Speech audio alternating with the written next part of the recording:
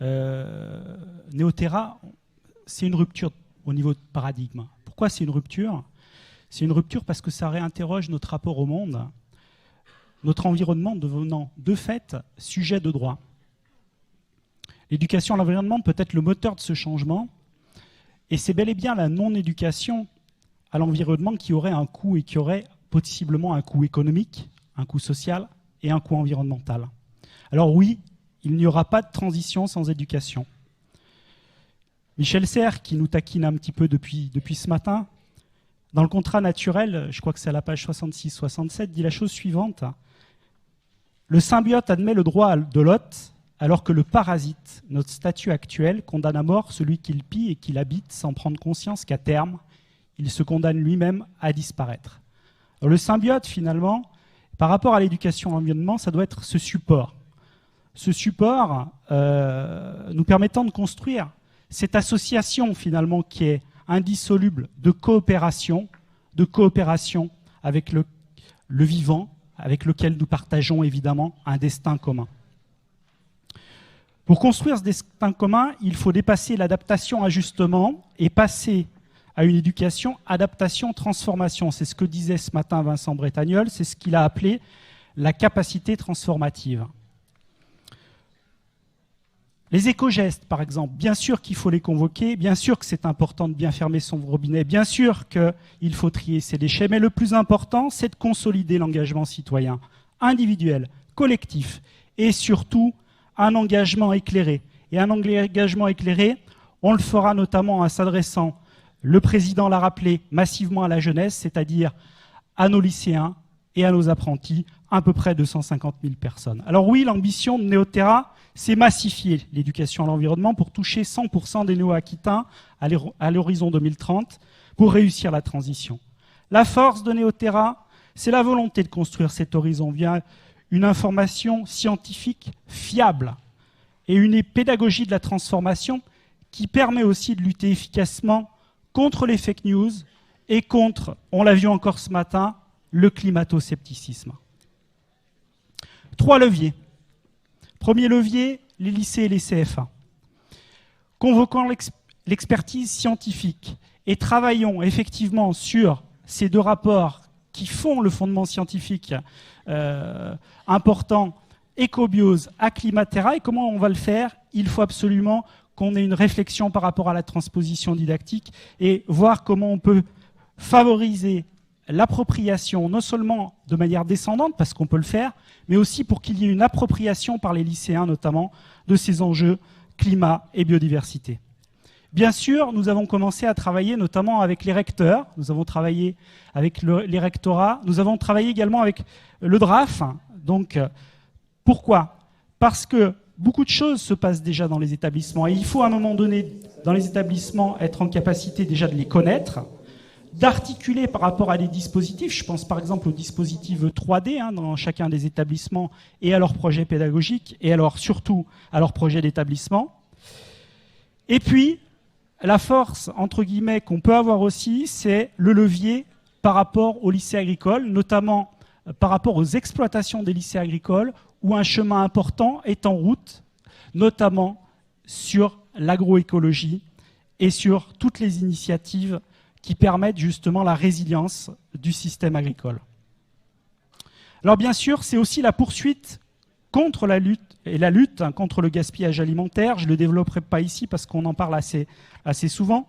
C'est appuyer aussi l'enseignement du secondaire, notamment en partenariat avec la recherche, notamment en partenariat sur les technologies de pointe. Par exemple, les matériaux biosourcés, par exemple aussi le biomimétisme ou les matériaux innovants.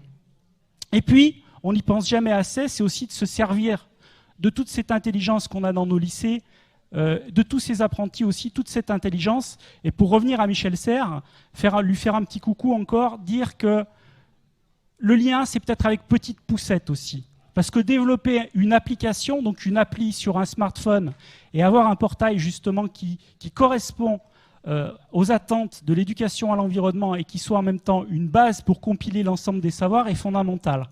Il est fondamental, mais il faut bel et bien que ce soit un outil et non pas une finalité, parce qu'on le sait, la nomophobie existe, hein, donc cette addiction finalement au numérique, et il faut être vigilant, le numérique n'étant évidemment qu'un outil.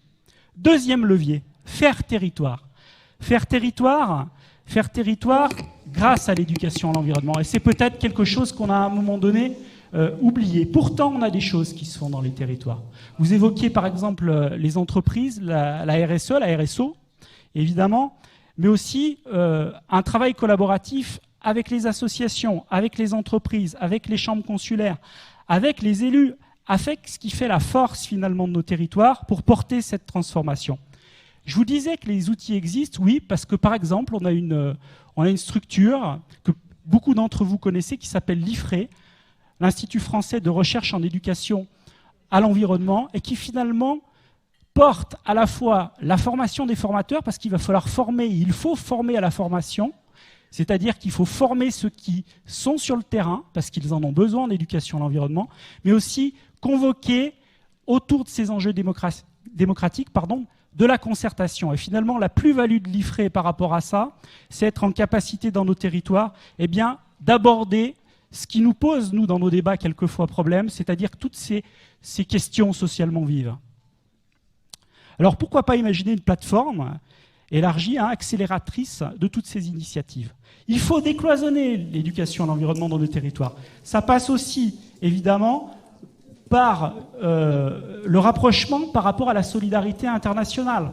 Les acteurs d'éducation à l'environnement, et notamment le monde associatif, doivent se rapprocher de ce qui se fait au niveau solidarité internationale, notamment par rapport au prisme des objectifs de développement durable.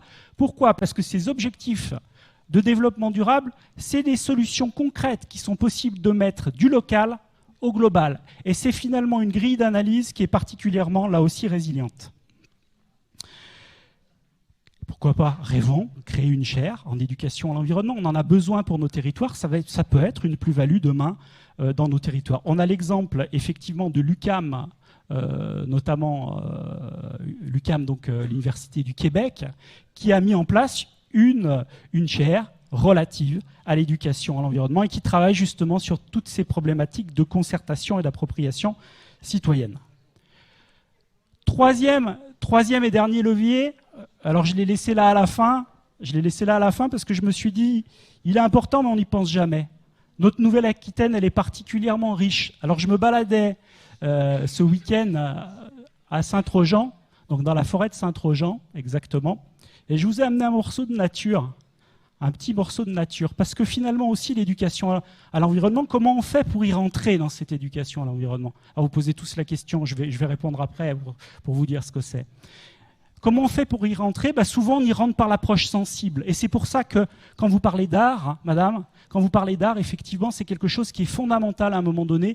Il faut convoquer, par exemple, le Land Art. Et je sais que Nathalie Lanzy, si elle n'est pas encore parmi nous, a favorisé un joli projet qui s'appelle Sur les îles, notamment sur l'île d'Aix. Et on voit bien que toutes les problématiques d'écologie, les problématiques d'appropriation citoyenne, on peut les faire aussi grâce à l'art. Et tu l'as très bien fait, notamment avec Gilles Clément, qui a été un partenaire important.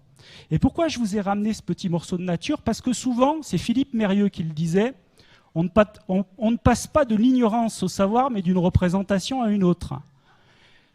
Et pourquoi dire ça ? C'est parce que rentrer dans l'éducation à l'environnement, pour toute une série de publics qui sont hors cadre, c'est pas facile de les faire rentrer.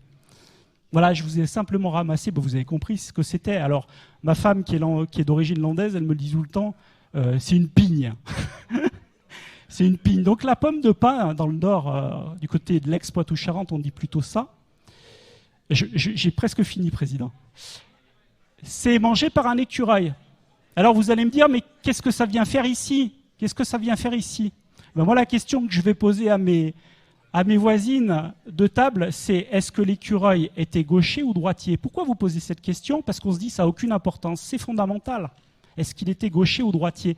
Pourquoi ? Parce que derrière, ça implique ça n'a aucune importance, mais quelle est l'empathie que l'on met à un moment donné, y compris en termes de reconnexion par rapport à la nature ? Et finalement, augmenter cette empathie vers le vivant, ça va plus loin que ça. Augmenter cette empathie vers le vivant, c'est quelque part aussi retrouver notre part d'humanité. Pour finir, l'éducation relative à l'environnement sous toutes ses forces sera renforcée via Néoterra. C'est une marche importante pour une école de la participation citoyenne en Nouvelle-Aquitaine qui est laïque, qui est rigoureuse, qui est émancipatrice, qui est sociale, qui est coopérative et qui construit l'autonomie de la liberté et les transitions, messieurs, dans le cadre démocratique.